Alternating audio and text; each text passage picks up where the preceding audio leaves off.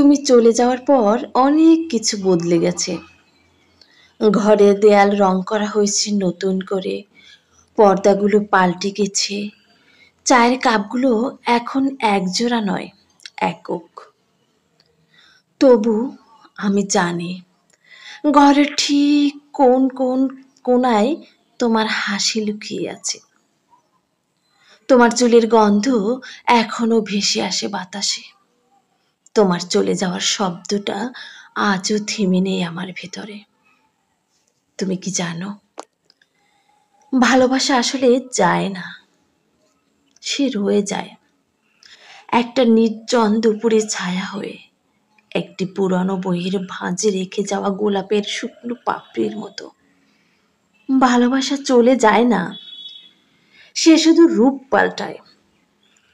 ছুঁয়ে থাকা হাতের বদলে থেকে যায় অনন্ত শূন্যতায়, নিঃশ্বাসে, চোখের কোণে।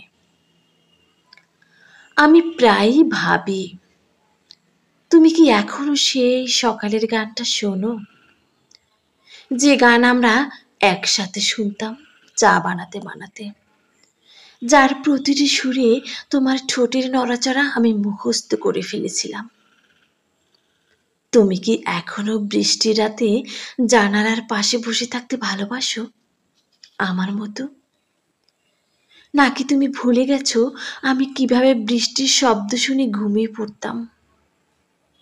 ভালোবাসা, দেখো, আমরা তাকে যতভাবে ভাঙতে চেয়েছি সে ঠিক ততভাবেই গড়ে উঠেছে। যেখানে তুমি নেই সেখানে তোমার নাম অদৃশ্য কালি দিয়ে লেখা থাকে।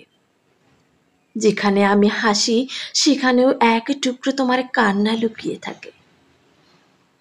তুমি যদি এখন ফিরে আসো, আমি হয়তো আগের মতো দৌড়ে গিয়ে তোমাকে জড়িয়ে ধরবো না, তবে চুপচাপ একটা চেয়ারে এগিয়ে দেব।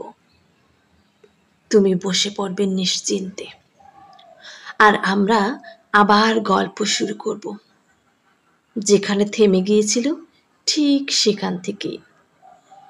ভালোবাসা ফিরে আসে না, কিন্তু রয়ে যায় একটা জানালার পর্দায়, একটা ফোনে লেখা না পাঠানো বার্তায়, একটা পুরনো গানের সুরে, যেটা শুধু আমরাই বুঝি। আমরা হয়তো আর একসঙ্গে হই না, তবে ভালোবাসা, সে তো একবারই আসে জীবনে, আর তারপর সে থেকে যায় চুপচাপ, নিঃশব্দে, একজন পুরনো বন্ধুর মতো, যে কখনো চলে যায় না, শুধু সামনে আর এসে দাঁড়ায়।